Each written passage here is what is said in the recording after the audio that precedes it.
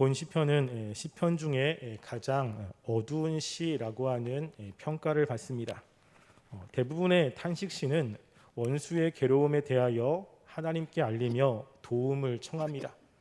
그럼 하나님께서 역사하셔서 그 어려움에서 구원을 하시죠. 그러면 대부분 마지막은 찬양과 하나님이 함께 하심에 대한 확신으로 마무리가 됩니다. 근데 본 시편은 그렇지가 않습니다. 본 시편에서 괴롭게 하시는 이는 하나님이며 찬양과 확신도 없으며 처음부터 끝까지 절망적인 분위기가 이어집니다. 그래서 학자들은 절망과 그리고 좌절만으로 구성된 이 시를 시편 중 가장 어두운 시라고 평가를 합니다. 그래서 이 시편에 대해서 이렇게 이야기합니다. 단 한 줄기의 위로나 희망의 빛도 없는 시편, 가장 어두침침한 시편, 괴로움과 고독의 수수께끼로 에워싸인 시편, 영혼의 겨울 풍경, 이렇게 불리게 됩니다. 그래서 교회는 시편 22편과 그리고 본 시편을 성금요일인 예수님의 순환을 생각하면서 묵상하는 시편으로 읽었습니다. 지금 이 시편의 이 저자는 참으로 오랜 생활 동안에 혹독한 고통을 당했고 지금은 죽음을 앞두고 있습니다. 그동안 자신과 함께 있었던 가족과 그리고 친구들마저 등을 돌렸고, 그리고 이런 상황은 하나님이 그를 괴롭게 하시는 분이라고 시편 기자가 생각하고 있습니다. 그래서 이 노래 가운데 하나님에 대한 서운함을 표현하고 있습니다. 저자가 하나님께 서운함을 표현하는 것은 아직도 하나님에 대한 신앙의 끈을 놓지 않았다라고 하는 증거일 것입니다. 저는 이 시편 88편을 연구하고 묵상하면서 과연 내가 이 시편 기자와 같은 상황이라면 내가 시편 기자처럼 이렇게 하나님을 붙잡을 수 있을까라고 하는 의구심을 가졌습니다. 그러면서 시편 기자의 이 신앙이 얼마나 위대하고 대단한지를 묵상하며 제 마음속에 여러 가지 생각들을 하게 했던 이런 시편이었습니다. 그래서 지금 이 저자가 어떤 상황 속에 있는지를 함께 살펴보려고 합니다. 본 시편은 크게 네 부분으로 나뉘어집니다. 1절과 2절은 하나님께 귀를 기울여 달라고 호소를 하고 있고요. 3절부터 9절까지는 고통스러운 이 시인의 상황을 설명하고 있습니다. 10절부터 12절은 하나님께 드리는 네 가지의 질문으로 되어 있고요. 마지막 13절부터 18절까지는 하나님에 대한 원망 섞인 그 내용이 들어 있습니다. 시편 기자는 가장 먼저 여호와 하나님을 부르면서 하나님께 자신이 부르짖고 있음을 호소하고 있습니다. 가장 처음 나오는 단어는 여호와라고 하는 단어입니다.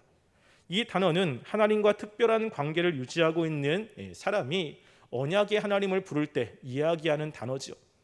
즉 지금 이 시편은 그 언약 가운데 있는 자신을 하나님이 좀 보아달라고, 자신이 어렵고 힘든 이 상황을 좀 하나님께서 해방시켜 달라고 간구하고 있습니다.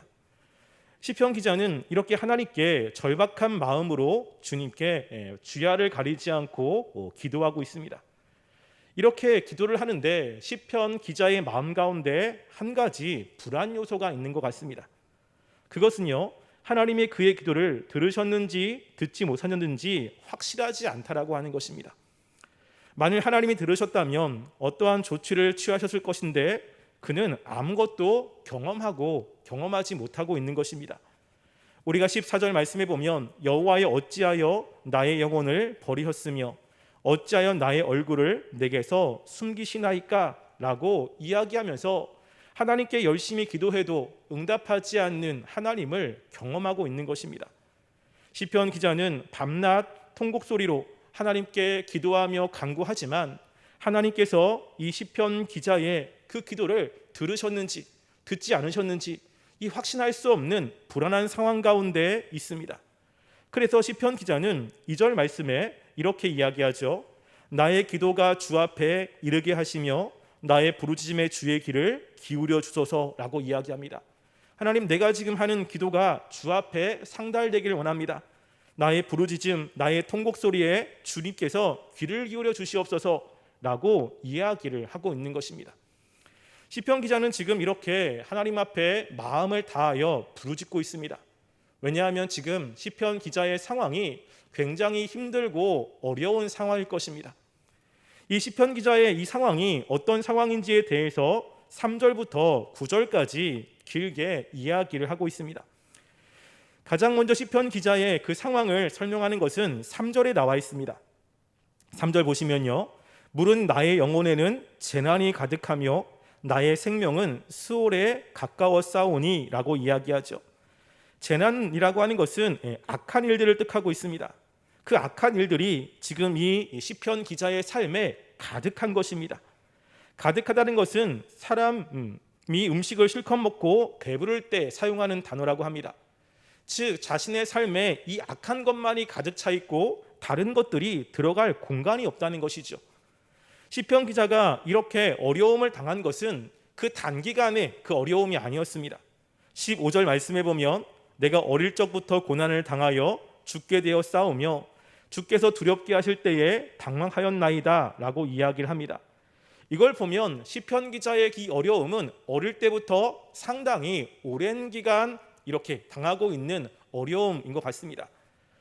어떤 학자들은 지금 이 시편 기자가 겪고 있는 어려움이 건강상의 이유로 많은 고난을 당하고 있다라고 보기도 합니다. 지금 시편 기자는 지금 어릴 때부터 지금까지 이 어려움이 끊이지 않고 있는 것입니다.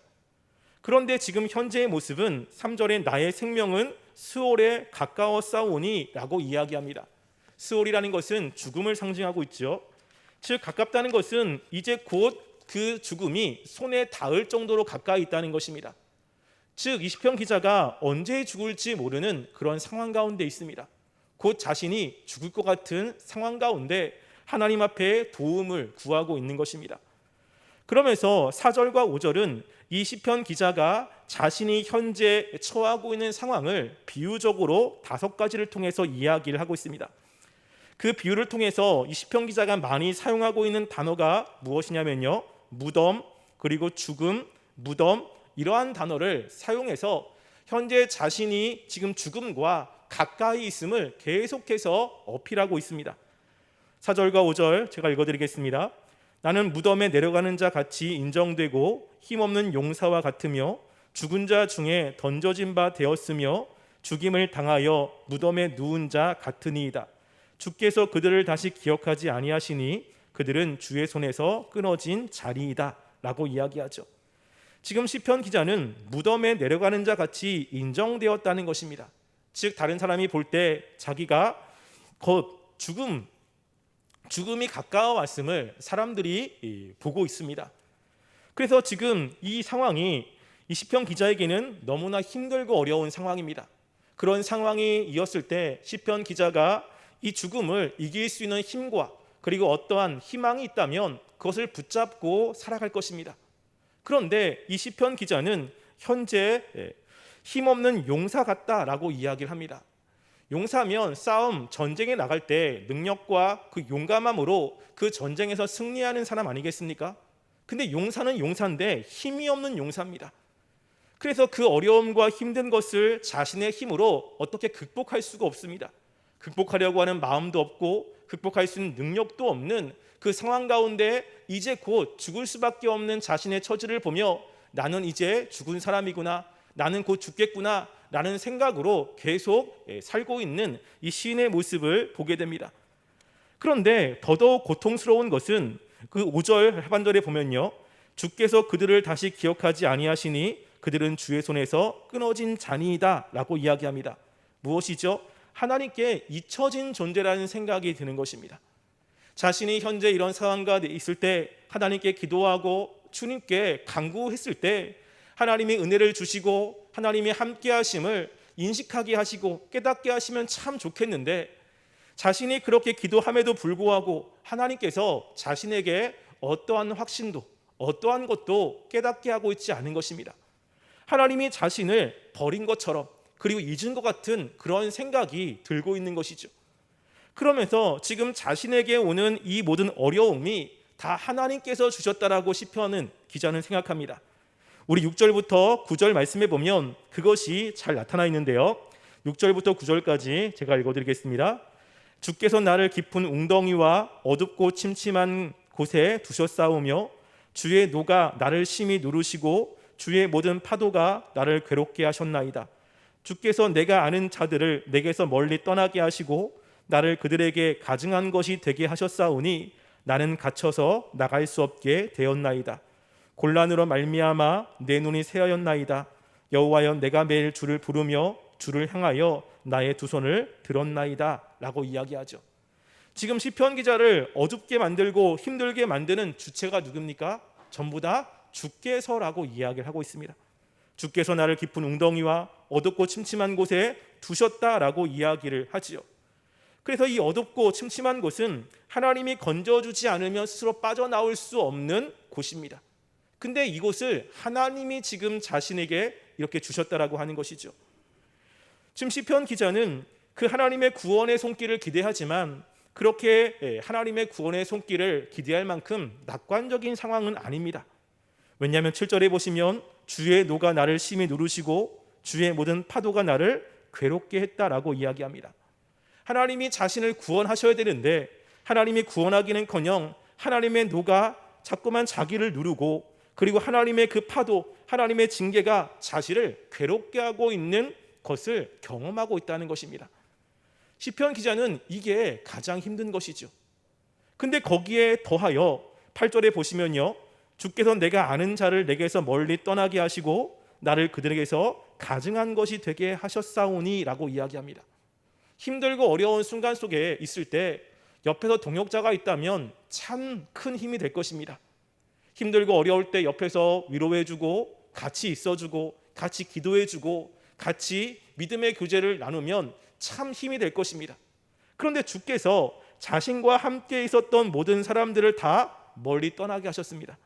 그리고 그들이 이 시편 기자를 가증하게 여기고 있다라고 하는 것입니다. 우리가 이렇게 질병이 있으면 구약 시대에는 하나님의 성전에 나갈 수가 없습니다. 부정한 사람이기 때문에 그 사람은 하나님을 만날 수가 없습니다. 부정한 것이 오래되면 사람들은 하나님의 징계를 받는 사람으로 여겨 가까이 하기를 꺼려합니다. 우리가 구약의 욥기에서 나오는 욥을 보면 알 수 있지 않습니까? 하나님의 주시는 그 징계가 오래되니까 그동안 욥을 사랑했던 사람들이 다 욥을 떠납니다. 욥과 함께 있었던 아내도 하나님을 저주하라고 하면서 욥을 떠납니다. 욥을 위로했던 사람들도 자꾸만 욥이 죄를 졌다고 하면서 욥을 괴롭힙니다. 그러면서 점점점 그 주위에서 사람들이 떠나게 되는 거죠. 시편 기자는 그것도 경험하고 있는 것입니다. 그래서 18절에 보면 또 이렇게 이야기하죠. 주는 내게서 사랑하는 자와 친구를 멀리 떠나게 하시며 내가 아는 자들을 흑암에 두셨나이다 라고 이야기를 합니다. 지금 아무도 없는 것입니다. 자기를 사랑하는 가족들, 친구들, 그리고 함께 이야기할 수 있는 사람이 아무도 없이 자기 혼자 이 모든 어려움을 겪고 있는 상황 가운데 있다는 것입니다. 또 시편 기자는 이런 상황을 8절 하반절에 보면 이렇게 또 묘사합니다. 나는 갇혀서 나갈 수 없게 되었나이다 라고 이야기합니다. 무엇인가 사람들을 만나고 그리고 정신적으로 육체적으로 당하는 고난에 더 벗어나고 싶은데 아무리 발버둥을 쳐도 아무리 나가려고 애써도 자신의 힘으로 벗어날 수 없는 상황입니다. 탈출구가 없는 거죠.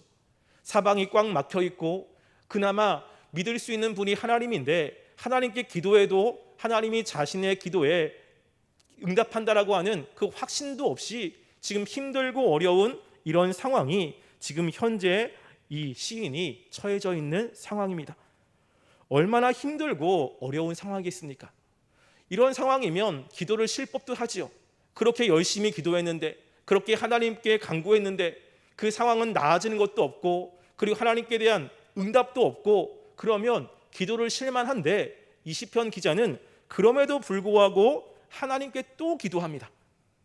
9절 말씀에 보면 이렇게 이야기하죠. 9번 하반절에 보면요. 여호와여 내가 매일 주를 부르며 주를 향하여 나의 두 손을 들었나이다 라고 이야기합니다. 이렇게 어려운 상황 속에서 그리고 기도에도 응답이 없는 상황 속에서 시편 기자가 끊임없이 하나님께 기도하고 있다는 것입니다.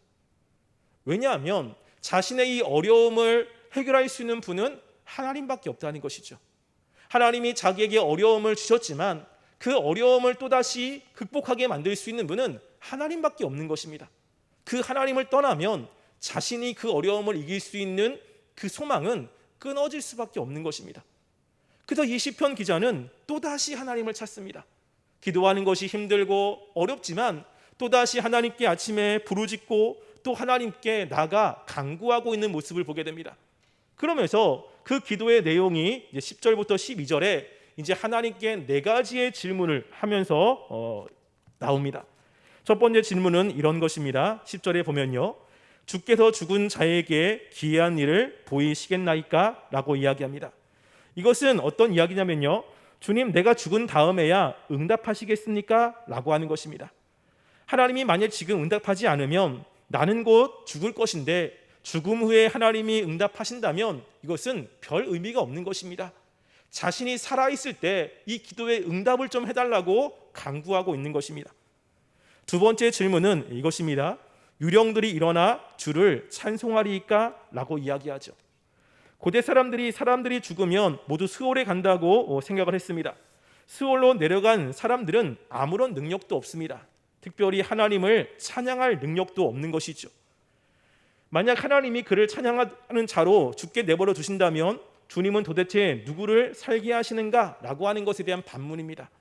그 자신이 죽으면 죽은 자신은 하나님을 찬양할 수 없다라고 이야기하는 거죠. 하나님은 하나님의 백성들에게 찬양받으시길 원하시지 않습니까? 지금 어렵고 힘들 때 하나님이 도와주셔서 그 어려움을 극복하게 하시면 이 시편 기자는 하나님을 찬양하며 하나님을 증거하는 삶을 살 수 있습니다. 근데 시편 기자가 이대로 죽는다면 하나님, 내가 하나님을 찬양하고 싶어도 찬양할 수 없다라고 하는 것이죠. 세 번째는 주의 인자하심을 무덤에서 주의 성실하심을 멸망 중에서 선포할 수 있으리까? 라고 이야기합니다. 마찬가지로 하나님이 죽도록 내버려두신다면 그는 무덤이나 멸망 중에서 주의 인자하심 그리고 성실하심을 선포할 수 없다라고 하는 것입니다. 이것은 살아있을 때만 가능하다는 것이죠. 12절도 마찬가지입니다. 흑암 중에서 주의 기적과 이즘의 땅에서 주의 공의를 알 수 있으리까? 라고 이야기하면서 하나님께 자신을 좀 살아있을 때 구해달라고, 살아있을 때 자기를 좀 은혜를 베풀어 달라고 계속해서 이야기를 하고 있습니다. 근데 이렇게 이야기를 하지만 실제 하나님의 은혜가 경험되지 않습니다. 이렇게 힘들 때, 그렇게 어렵지만 시편 기자는 그 할 수 있는 것이 기도밖에 없는 것입니다.